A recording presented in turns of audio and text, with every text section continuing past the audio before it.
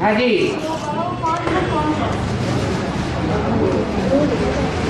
भट्टी कितने दिन हो गए किए हुए हैं? 2 साल हो गए। 2 साल में अगर तुमने 2 साल की मुरलियां लगातार सुनी होती तो ये प्रश्न पैदा ही नहीं करती। कितनी बार बताया है कि अब एक बात तो पूरी हो लेने दो।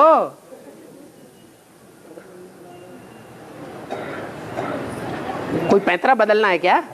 नहीं, तो एक बात पूरी कर लो कि ब्रह्मा के जितने मुख हैं समझो उतनी ही आत्माएं हैं संगठित। कितने मुख हैं? 5 मुख हैं। तो 5 मुख हैं तो आत्माएं कितनी होंगी? 5 आत्माएं होंगी। जो 5 आत्माएं हैं वही ब्रह्मा सो क्या बनता है? ब्रह्मा सो विष्णु। तो जो ब्रह्मा सो विष्णु बनता है वो विष्णु में भी भुजाएं फिर कितनी होंगी? भुजाएं भी तो होनी चाहिए। भुजा माने चैतन्य भुजाएं होंगी या जड़ भुजाएं होंगी? चैतन्य भुजाएं होंगी, कोई आत्माएं होंगी सहयोग के रूप में।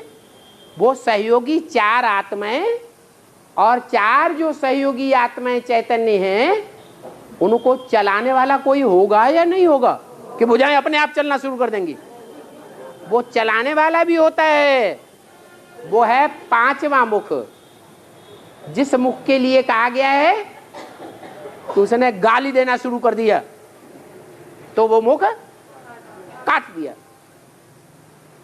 ये गाली आदि देना ये महातमो प्रधानता की निशानी है।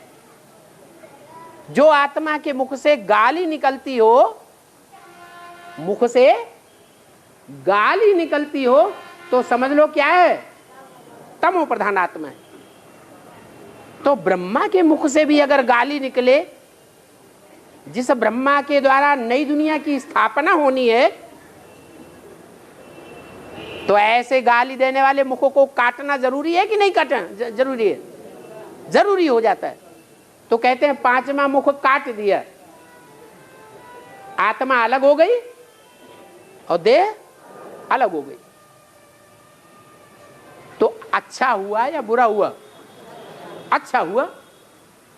अरे ब्रह्मा तो देहधारी को कहा जाता है और देहधारी की आत्मा अलग हो जाए और देहवान अलग हो जाए तो वो ब्रह्मा नहीं रह गया, संपूर्ण आत्मा बन गई। वो जो संपूर्ण आत्मा पहली बनती है वो आत्मा उन 4 भुजाओं को चलाने वाली बन जाती है। तुम कहो कि फिर तो हम भी ऐसे ही ब्रह्मा बनेंगे, धड़ाधड़ गालियां देना शुरू कर दो। ये बात नहीं है, ये ड्रामा बना हुआ है। जो पहले पहले सतो प्रधान बनेगा वो पहले पहले तमो प्रधान बनेगा। जो पहला पहला ब्राह्मण बनेगा वो पहला पहला शूद्र बनेगा। कोई अपने आप करने की बात नहीं है, ये ड्रामा बना हुआ है। तो प्रजापिता के लिए कहा जाता है कि प्रजापिता जब तमो प्रधान बना तो उसने भगवान को भी गालियां देना शुरू कर दिया।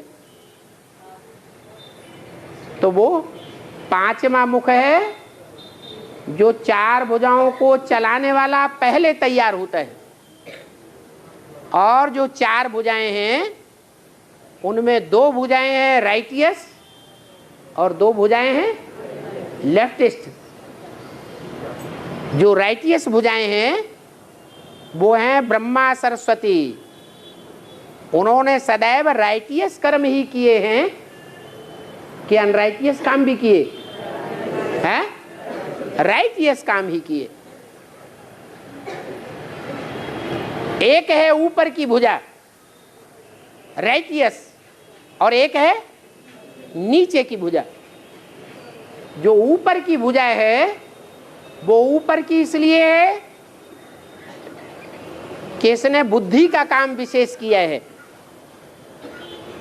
क्या बुद्धि का काम किया? उस बुद्धि का काम विशेष करने के कारण वो बुद्धि की देवी कही जाती है, विद्या की देवी कही जाती है। क्या विशेष काम किया? वो विशेष काम किया जो विशेष कार्य राम वाली आत्मा ने भी नहीं किया। क्या काम किया, कोई बताएगा? हाँ, आत्मा ज्योति बिंदु है ये नहीं, आत्मा अनुरूप है वो तो पहले से भक्ति मार्ग में सबको मालूम, लेकिन ये किसी को नहीं मालूम है कि भगवान जो है उसका असली रूप क्या है। वो मंथन करके मम्मा ने निकाला पॉइंट कि आत्मा ज्योति बिंदु है तो आत्मा का बाप भी ज्योति बिंदु होना चाहिए। सांप लंबा लंबा है तो सांप का बाप भी लंबा लंबा होना चाहिए। चींटी छोटी सी है तो उसका बाप भी छोटा सा होना चाहिए। तो ये मंथन मम्मा ने किया, कितनी बड़ी बात निकाल दी। जिस बात में सारी दुनिया मुझी हुई थी, किस बात में? कि भगवान का असली रूप क्या है, ज्योति बिंदु। वो ज्योति बिंदु रूप मम्मा ने ईजाद किया। नहीं तो पहले बड़े लिंग आकार को याद करते थे, बड़े लाइट के गोले को याद करते थे। सोमनाथ मंदिर में जो बड़ा लाल लाइट का पत्थर लगा हुआ था उसे याद करते थे। ये किसी की बुद्धि में नहीं आया कि सोमनाथ के मंदिर में जो उस लाल पत्थर में जो हीरा जड़ा हुआ था वो किसकी यादगार थी। ये बात मम्मा ने निकाली कि वो हीरा शिव ज्योति बिंदु की यादगार है। इसलिए वो राइट या सेंड में क्या दिखाया जाता है? अस्त्र है, षष्ठी चक्र। कौन सा आयुध? आयुध माने शस्त्र। कौन सा शस्त्र दिखाते हैं? स्वदर्शन चक्र। और नीचे की भुजा में गदा। वो जो राइटियस भुजा है वो बुद्धि का काम हुआ। और जो थोड़े बुद्धू होते हैं, बुद्धि तीखी नहीं होती है, जैसे अर्जुन। अर्जुन बुद्धि में तीखा था, बुद्धिमान नर अर्जुन, तो उसको ज्ञान बाण दिखाए गए। और भीम को गदा दिखा दी। मोटा ताजा था ना, तो जो बहुत मोटे ताजे पहलवान होते हैं उनकी बुद्धि कैसी होती है? ठर पर। तो उनको गदा दिखा दिया। तो मम्मा को सुदर्शन चक्र और ब्रह्मा को गदा, दादा लेखराज को। अब विष्णु की लेफ्टेस्ट भुजाएं, उनमें ऊपर की भुजा भी है और नीचे की भुजा है। तो जो ऊपर की भुजा है उसमें कौन सा आयुध है? शंख। जो शंख है, जब महाभारत युद्ध हुआ तो पहला पहला शंख किसने बजाया है? अंदाजिया तुक्क मार दी।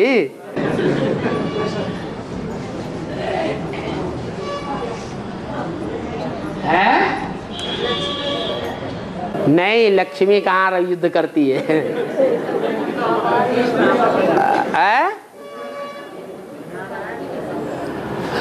खैर, ब्राह्मणों की दुनिया में असली युद्ध कब शुरू होगा?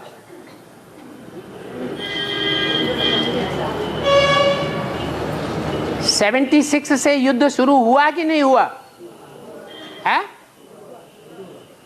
एडवांस और बेसिक में युद्ध हुआ या नहीं हुआ? हुआ। लेकिन साधारण युद्ध हुआ या विशेष युद्ध हुआ? विशेष युद्ध वो नहीं हुआ जो महाभारत युद्ध गाया हुआ है, जिसका शास्त्रों में गायन है। क्या बाबा भी बताते हैं, है? पहले गीता ज्ञान कि पहले भागवत कि पहले महाभारत युद्ध है? पहले गीता ज्ञान चलता है, उसके बाद भागवत होती है, और जैसे ही भागवत शुरू होती है वैसे ही लड़ाई शुरू हो जाती है।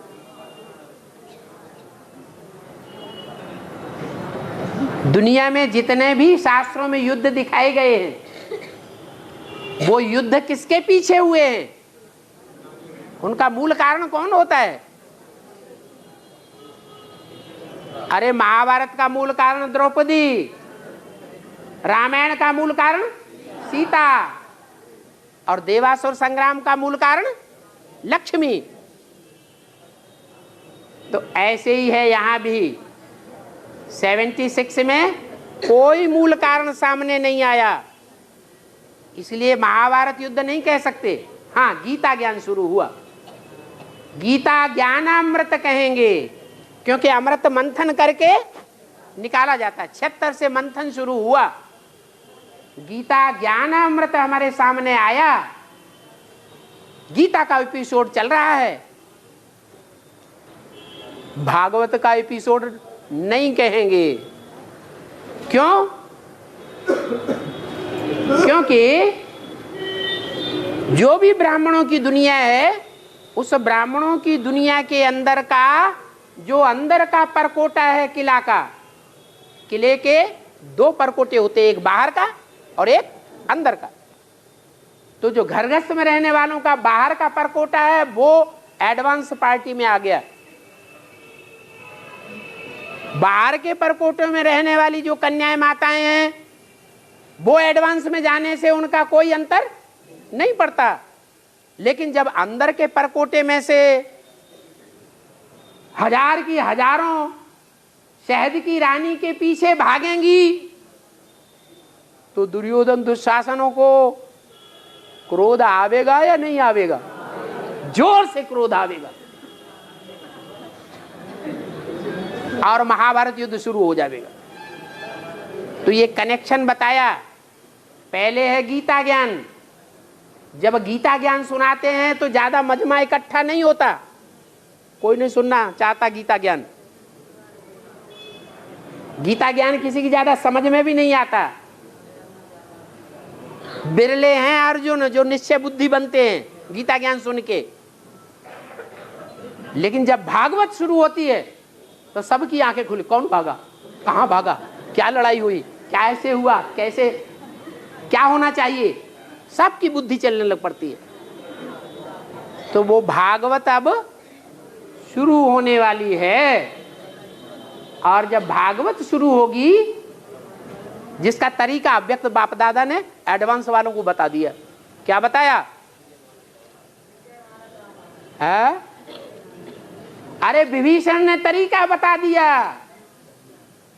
राम संप्रदाय को, ये रावण के सर कैसे कटेंगे, ये कटना बंद कैसे होंगे, कैसे मरेगा रावण, क्या करो है?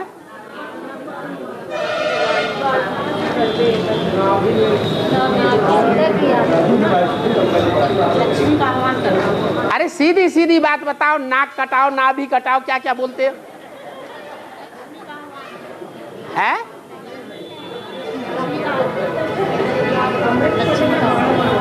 नाभि काटो, नाक काटो, कान काटो, ये क्या बोल रहे?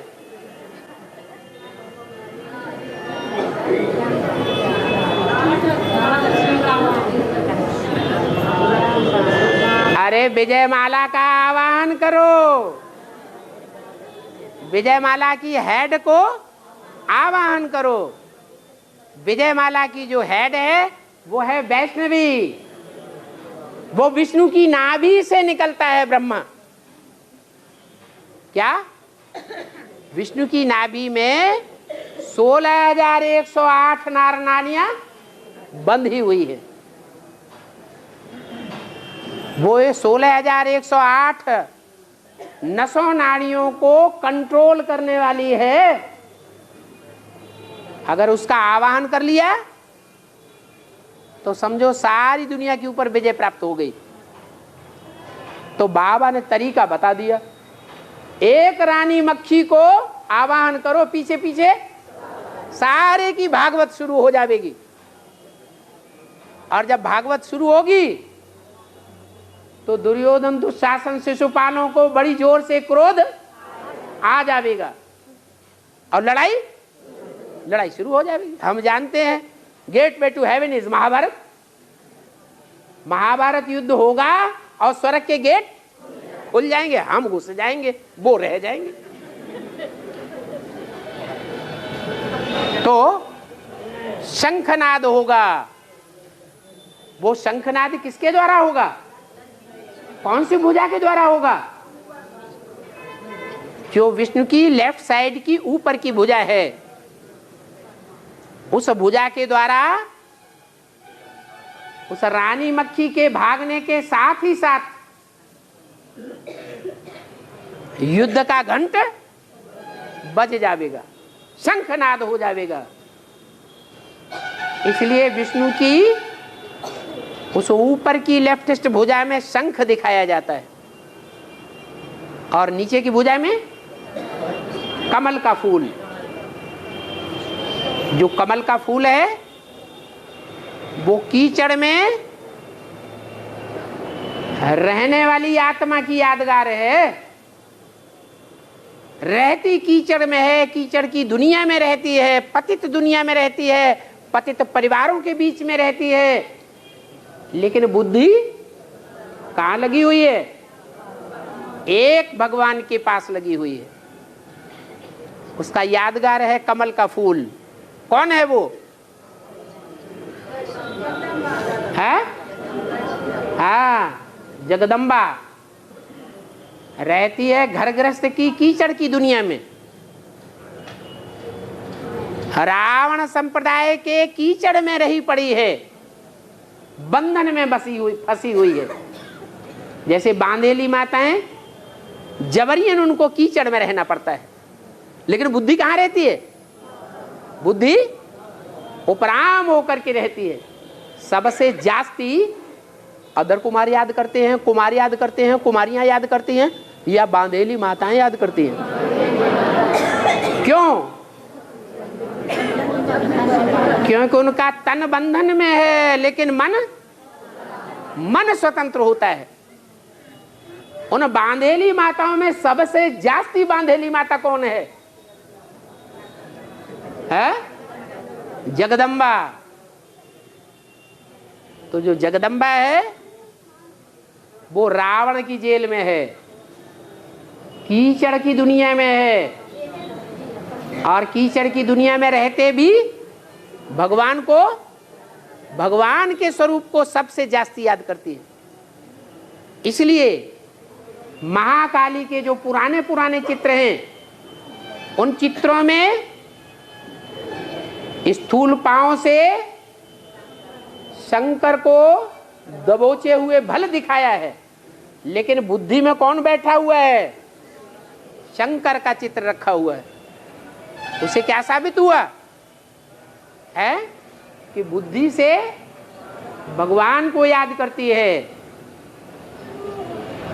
दुनिया समझती है कि भगवान को प्रताड़ित करने वाली है, लेकिन भगवान समझते हैं कि मेरा जो विशेष कार्य है पाप की दुनिया का विनाश करने का, ये पाप की दुनिया को विनाश करने का काम जो शंकर का खास काम है, भगवान का विशेष काम है, वो कौन करती है? जगदम्बा। इसलिए असुर संहारिणी गाया हुआ है, असुर संहारी शंकर नहीं गाया हुआ है। तो शंकर तो समझता है कि काम किसका कर रही है? बाप का काम कर रही है। बाप का काम कर रही है तो गैया अगर काली भी है और दूध ज्यादा देती है, तो काली तमो प्रधान गऊ का पांव भी, लात भी अगर सहन करनी पड़े तो कोई खराब बात है क्या? है? वैसे भी रोजमर्रे की जिंदगी में, कलयुगी दुनिया में तमो प्रधान तो सब हैं, सभी मनुष्यों को लातें तो खानी ही पड़ती हैं थोड़ी बहुत, तो ये क्या बड़ी बात हो गई। इसलिए भले लात खाते जाओ लेकिन काम अपना कराते जाओ। तो ये पांचवी भुजा है, चौथी भुजा है, इन चारों भुजाओं को कंट्रोल करने वाला बाप, राम बाप कहा जाता है, जो पांचवा सर कटा हुआ दिखाते हैं। हाँ, अब क्या बोल रहे हैं?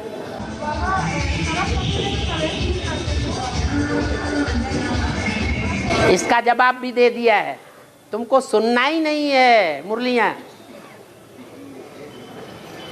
क्लास कर रही हो रोज है? क्लास कर ही नहीं पाते।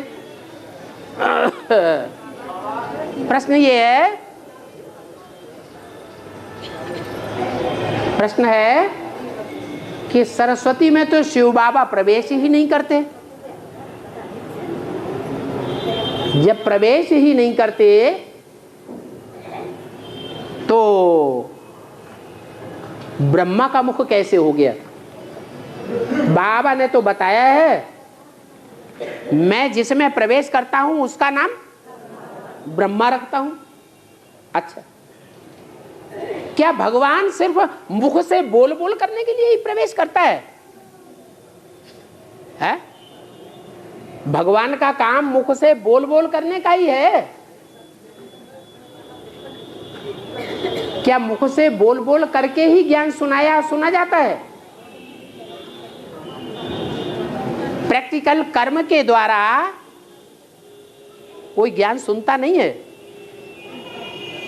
अरे प्रैक्टिकल कर्मों से आदमी ज्ञान सुनता है, प्रभावित होता है, या मुख के बोल बोल से प्रभावित होता है? जो प्रैक्टिकल कर्म करके दिखाता है उसकी एक्ट से लोग ज्यादा प्रभावित होते हैं। मुख के बोल बोल से कोई प्रभावित नहीं होता है। तो उनमें दो विशेष आत्माएं हैं, एक ओम राधे मम्मा और दूसरी जगदम्बा, नहीं दूसरी सरस्वती, वो क्या नाम, वैष्णवी। वैष्णवी जो है वो मुख से बोल बोल करने के साथ साथ एक्ट भी ऐसी करती है कर्मेंद्रियों से, अव्यभिचारी एक्ट, जो सारी दुनिया प्रभावित हो जाती है। शंकर जी और ब्रह्मा जी और जगदम्बा जी, है कि नहीं?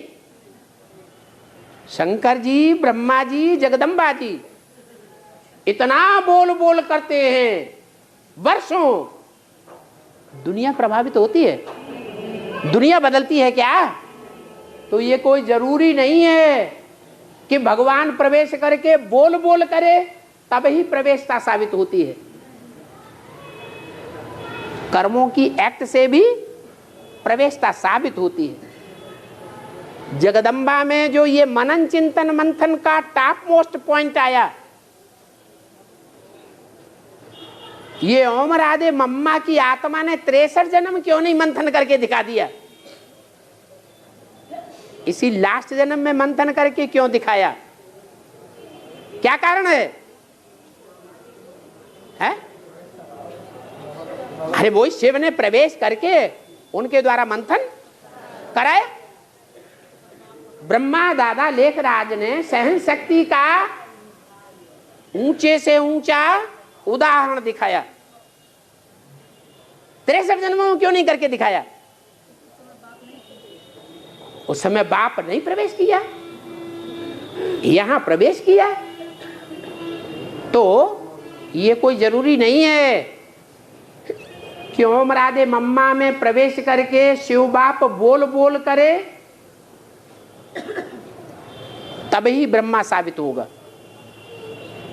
या वैष्णवी देवी में शिव बाप प्रवेश करके बोल बोल करे तभी वैष्णवी देवी साबित होगी। नहीं, एक्ट से भी साबित होती है। और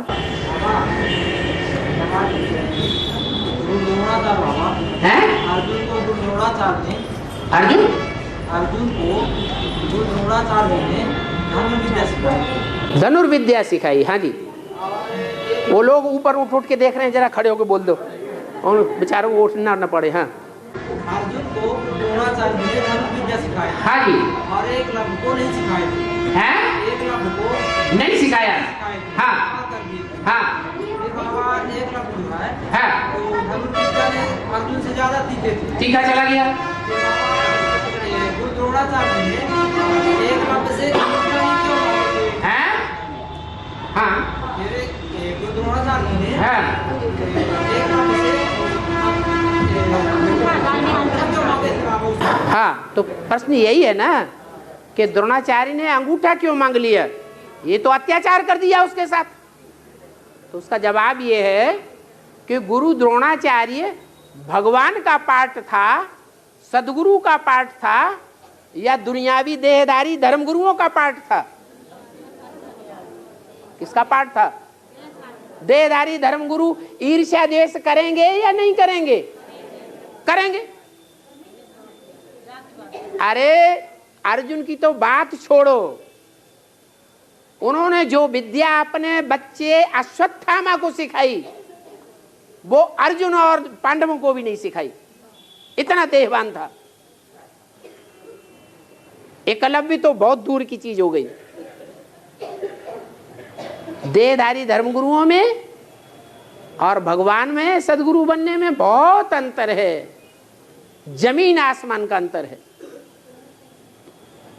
इसीलिए वो ईर्ष्या देश के कारण कि मेरे पढ़ाए हुए उनसे ज्यादा तीखा दूसरा क्यों चला जाए, ऐसे तो सारी दुनिया आगे निकल जाएगी, फिर मेरा प्रभाव क्या रहेगा। तो अपना प्रभाव बढ़ाने के लिए क्या लमंग लिया? अंगूठा ही काट दिया बेचारे का। अंगूठा काटना माने आत्मिक स्थिति खत्म कर देना। ये अंगूठा नहीं काटा, आत्मिक स्थिति खलास कर दी। और रुको, है कर्ण को, हाँ हाँ, तो इसमें ब्राह्मण की दुनिया में उसको बेहद का पाठ मिलता है, बेहद का पाठ मिलता है ब्राह्मण की दुनिया में। ब्राह्मणों की दुनिया में बेहद का पाठ, हाँ, किसका है? अच्छा ठीक है बेटा। कर्ण माने क्या होता है? कान।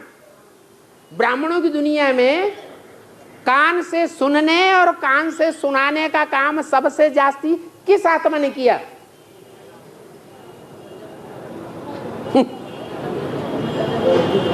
सिर्फ सुनने सुनाने का काम किया, समझने समझाने का काम नहीं किया। वो कौन है? ब्रह्मा। वो दादा लेखराज ब्रह्मा का पार्ट क्या हुआ? कर्ण का पार्ट हुआ। वो पांडव था या दासी पुत्र था? है? पांडव नहीं था, वो था दासी पुत्र। दासी ने उसकी पालना की थी। क्या कहा? पालना किसने की? दासी ने। और जन्म किसने दिया? अरे दासी ने जन्म दिया या बड़ी से बड़ी अच्छे चरित्र वाली रानी ने जन्म दिया? ब्राह्मणों की दुनिया में वो बड़े से बड़ी रानी कौन है? जो पांडवों की भी अम्मा थी और पांडवों को बाद में जन्म दिया, पहले पहले उसको जन्म दिया। किसको? कर्ण को। वो कौन है? कौन?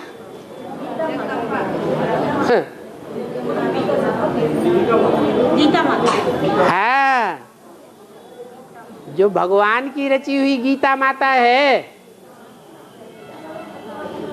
जो गीता माता स्वर्ग के द्वार खोलती है, उसे गीता माता ने उसे जन्म दिया था। कौन थी गीता माता यज्ञ के आदि में? वो गीता माता कौन थी? हैं? जगदम्बा थी? है? ब्रह्मा बाबा को बोल बोल करना वाला ज्यादा प्रभावित करता था या चरित्रवान ज्यादा प्रभावित करता था? ब्रह्मा बाबा को। ब्रह्मा बाबा भी एक अनुभवी रथ था। उस अनुभवी रथ को बोल बोल करने वाला ज्यादा प्रभावित करता था या चरित्रवान ज्यादा प्रभावित करता था? बोल बोल करने वाली ज्यादा प्रभावित करती थी। अच्छा सुनो, ब्रह्मा बाबा इस वर्तमान ब्राह्मण युग में जिससे जन्म लेगा, जिससे जन्म लेने की शूटिंग करेगा, उसी का बच्चा सत्ययुग में बनेगा, किसी दूसरे का बनेगा? है? उसी का बनेगा। तो वो माता कौन थी जिस माता ने ब्रह्मा बाबा को प्रभावित करके प्रजा बना दिया? पहला जगदम्बा थी। जगदम्बा सत्ययुग में जन्म देगी?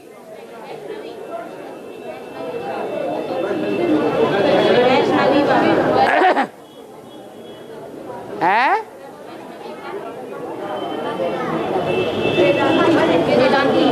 तो दो ही बातें करती है, अभी अभी कुछ बोलती है, अभी कुछ क्या बोल दिया, एक बात नहीं करती। हाँ, यज्ञ के आदि में उनकी बड़ी बहन थी जिसको वो मां समान समझते थे। अपनी बच्ची भी उनकी संरक्षण में छोड़ दी थी। जो अपनी बच्ची को जिसके संरक्षण में छोड़ देगा, उस माता की बात पहले मानेगा या बाहर की माता की बात पहले मानेगा? है? हाँ, वो बच्ची यज्ञ के आदि में एक माता थी जो बोल बोल नहीं करती थी। वो बच्ची भी त्रिमूर्ति के बीच में मौजूद थी। क्या? जब शिव आते हैं तो अकेले नहीं आते, किसके साथ आते? तीन मूर्तियों के साथ। तो जब ज्ञान का बीजारोपण किया गया तो उस समय तीनों आत्माएं थी। प्रजापिता भी था, दो माताएं भी थी। उन दो माताओं में एक बड़ी माँ और दूसरी छोटी माँ। बड़ी माँ का स्वभाव बोल बोल करने का है, मनन चिंतन मंथन करने का नहीं है। और छोटी माता का स्वभाव बोल बोल करने का नहीं था और मनन चिंतन मंथन करने का भी नहीं था। लेकिन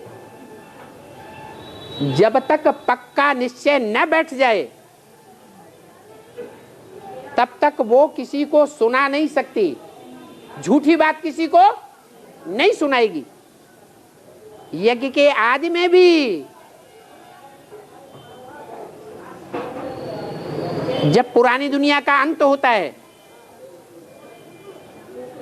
यज्ञ के आदि में भी वो पवित्र थी,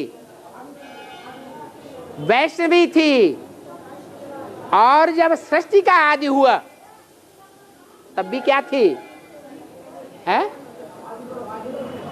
सृष्टि, जब नई सृष्टि शुरू होती है तो नई सृष्टि के शुरुआत में पहले पहले कौन सा देवता होता है?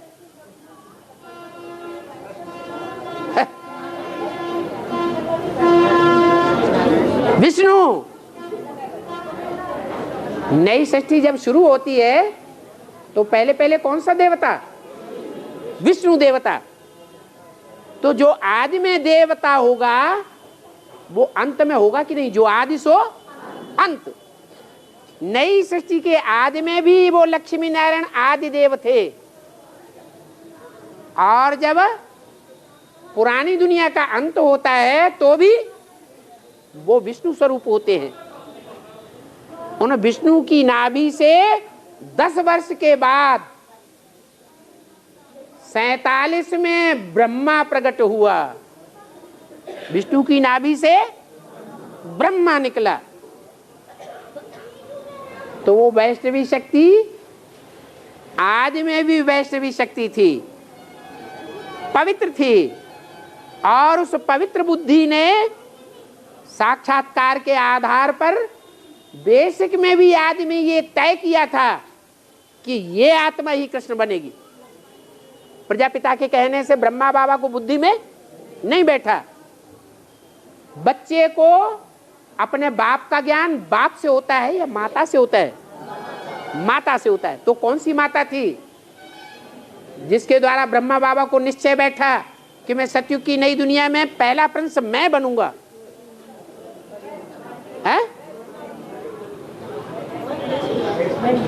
है वो ही वैष्णवी शक्ति जो पवित्र बुद्धि थी। तो वो पवित्र बुद्धि एक ऐसी आत्मा है जो सृष्टि के आदि में भी होती है और सृष्टि के अंत में भी विष्णु रूप बन करके रहती है। उन दोनों के संस्कार आपस में मिले हुए थे। दुनिया की और जोड़ियों के संस्कार भले टकराते हों, लेकिन वो जोड़ी आदि सनातन देवी देवता धर्म की ऐसी जोड़ी है जो आदि सनातन देवी देवता धर्म को प्रायः लोप क्या नहीं होने देती है। और जोड़ियां जो हैं वो व्यभिचारी बन सकती हैं नंबरवार, लेकिन एक जोड़ी आदि सनातन देवी देवता धर्म को अंत तक भी बरकरार रखती। इसलिए बोला कि देवी देवता सनातन धर्म प्रायः लोप होता है, पूरा। तो प्रश्न क्या था? माता ने जो प्रश्न किया था क्या था? दोबारा है कर्ण। हाँ, तो कर्ण समझ में आया कौन हुआ? ब्रह्मा बाबा। कैसे? बहुत सब शिव बाबा जब बोलते हैं तो पहले पहले कौन सुनता है? ब्रह्मा बाबा सुनते थे। तो उनके कान बड़े अच्छे थे, तो अच्छे कान दिखाने के लिए कुंडल दिखा दिए।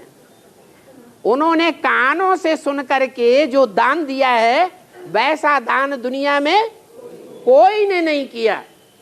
इसलिए कर्ण को महादानी कर्ण के रूप में आज भी गाया जाता है। वो सूत पुत्र था। उसका जन्म किससे हुआ था? है? अरे दासी से जन्म हुआ था। हाँ, कुंती से जन्म हुआ, जो पांडवों की माँ थी। पांडवों की माँ छोटी माँ या बड़ी माँ है?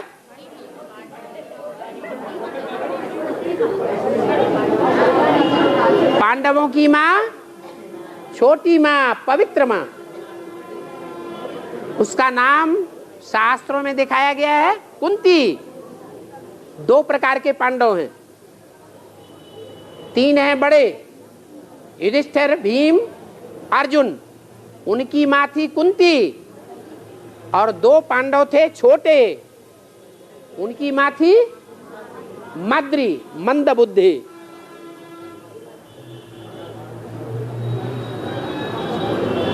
तो कर्ण की माँ कौन थी जिसने जन्म दिया?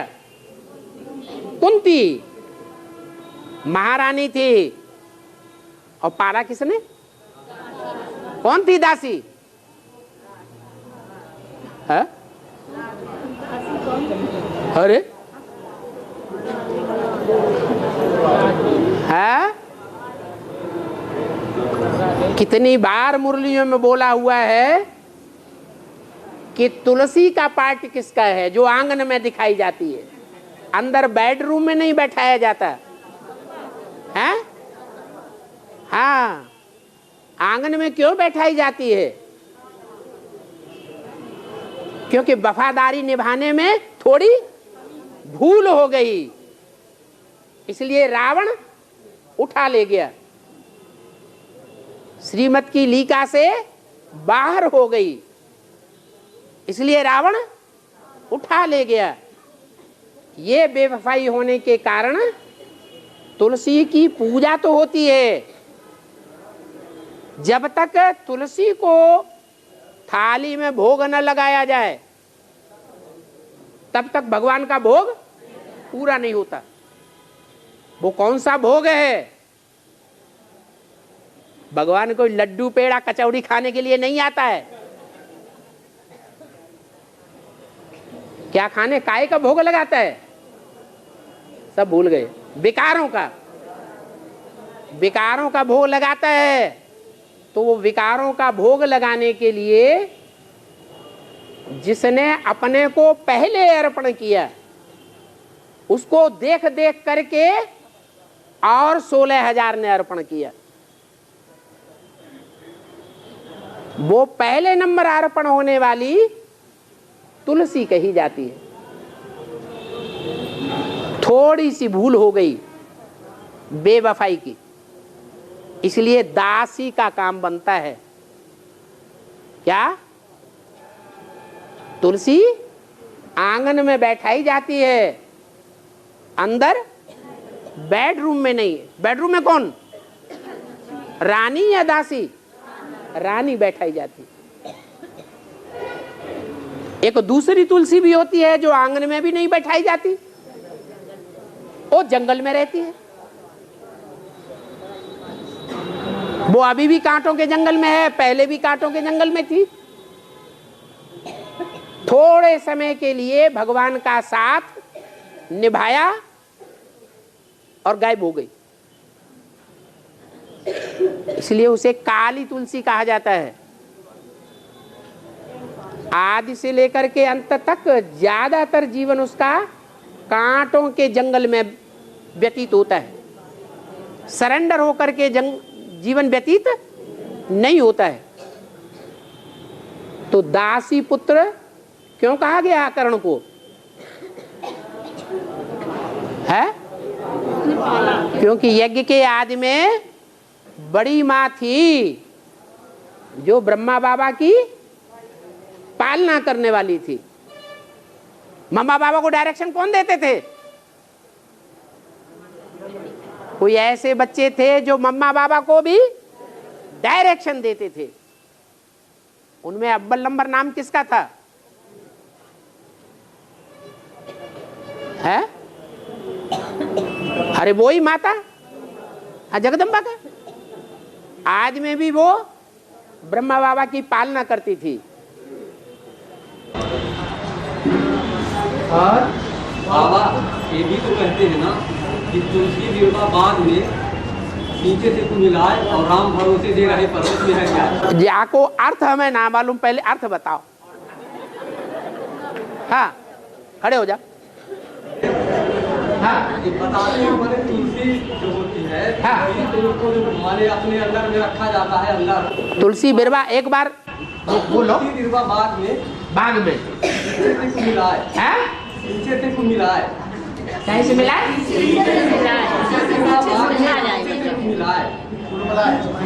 अरे तो मिला जाते हैं पीछे से और राम भरोसे दे रहे वो पर्वत लेकर जाए। तुलसी बिरवा बाग में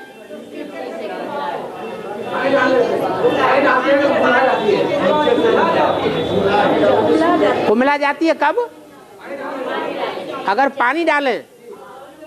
अच्छा, माने जो जंगल की तुलसी होती है काले पत्ते वाली, अगर उसमें पानी डाल दें है तो कुमिला जाती है। हाँ, पीछे से पीछे माने पानी डालने से। और राम भरोसे दे रहे वो पर्वत में लग गया। हाँ, राम भरोसे जी रहे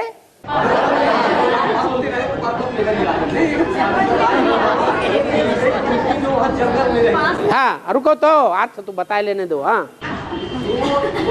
संस्कार से क्या है बाबा? हाँ?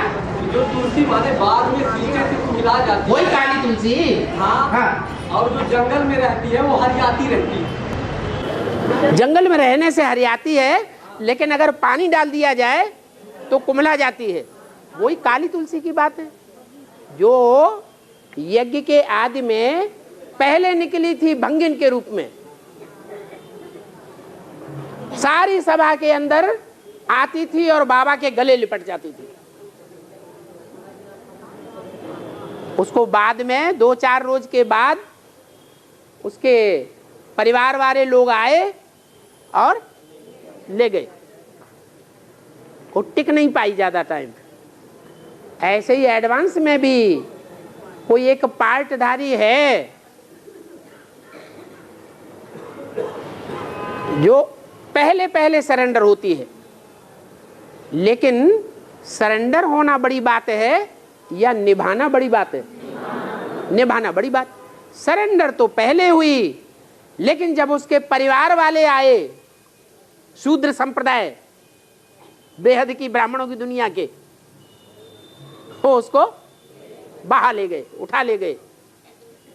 और जब उठा ले गए तब से लेकर के अब तक भी एडवांस की दुनिया में वो कांटों के जंगल में ही जीवित है। क्या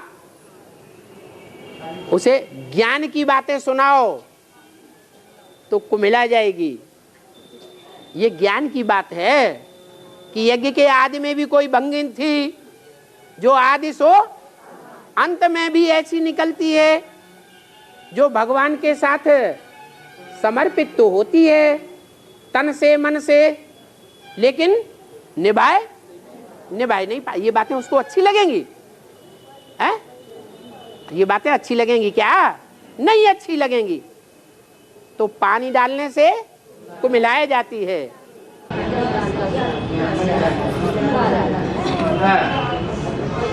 ब्राह्मण जो है तमो प्रधानता का प्रतीक है। ब्राह्मण जो है तमो प्रधानता का प्रतीक है। हाँ जी।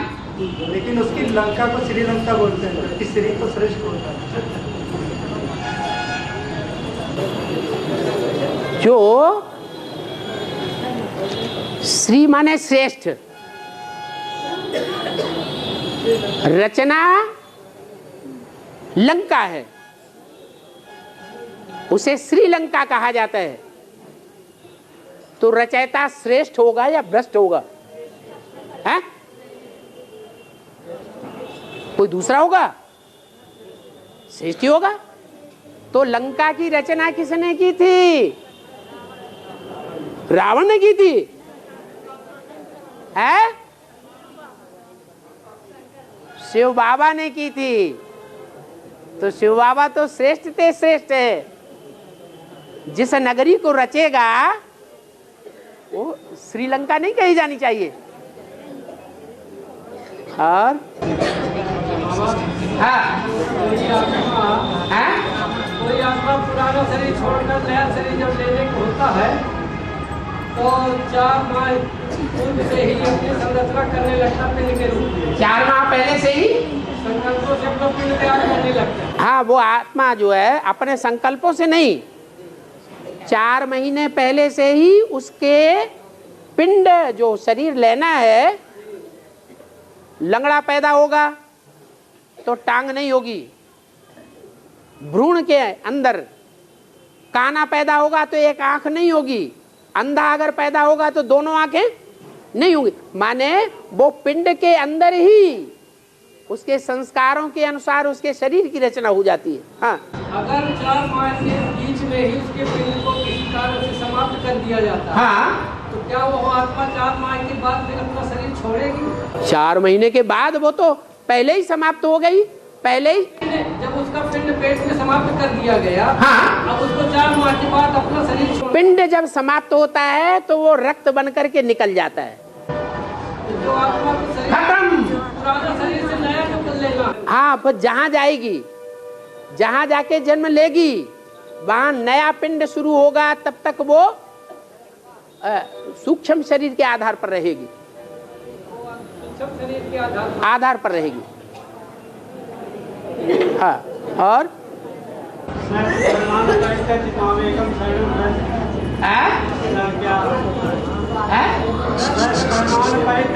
सब धर्मान प्रत्यज्य, हिंदू मुसलमान सिख ईसाई सब धर्मों को छोड़ करके जितने भी देह के धर्म है, मामा चाचा नाना काका ताऊ, इन सब धर्मों को छोड़ करके, इनकी धारणाएं छोड़ करके, वो जो कुछ तुमको धारण करना सिखाएं उन सब बातों को छोड़ करके, जो मुरली में बताया, क्या लौकिक संबंधियों से ना कुछ पूछना है ना उनकी मत पर चलना है। तो ये सब धर्म देहधारियों के छोड़ करके माम एकम शरणम ब्रज, माने मुझे एक की शरण में आ जा और किसी की बात न सुन। मुझे एक माने एक बिंदी नहीं, मुझे एक माने कोई साकार होगा मुझे एक, या बिंदी बिंदी होंगी, कोई साकार है। उसके द्वारा बोला हुआ महावाक्य है जो उस गीता में भी लिखा हुआ है, मुझे एक की शरण में आ जा। शरण में आ जा माने जैसे चलाऊं वैसे वैसे चल। तो इसमें शंका क्या है? इस बात में कोई शंका है क्या? है? है? कौन से धर्म क्या कैसे? है? कौन से धर्म होते हैं? सब धर्म जो भी देह के धर्म हैं, पहले पहले दुनिया में बड़े बड़े धर्म हैं, हिंदू मुसलमान सिख ईसाई, जो भी धर्म है वो धर्म। फिर उसके बाद हैं जो संबंधी हैं, वो भी देह के धर्म सिखाते हैं। वो जो कुछ बोलेंगे कहेंगे हमारी बात मानो, बड़े हैं ना तो कहेंगे हमारी बात मानो। तो उनके देह के धर्मों को छोड़ दो, उन सब को छोड़ करके माम एकम शरणम ब्रज, मुझे एक की शरण में आ जा, माने एक की बात सुन और किसी की बात एक कान से सुनो दूसरे कान से निकाल दो। हाँ हाँ हाँ हाँ ठीक है ठीक है ठीक है, हाँ सुनो सबकी, करो करो अपने मन की।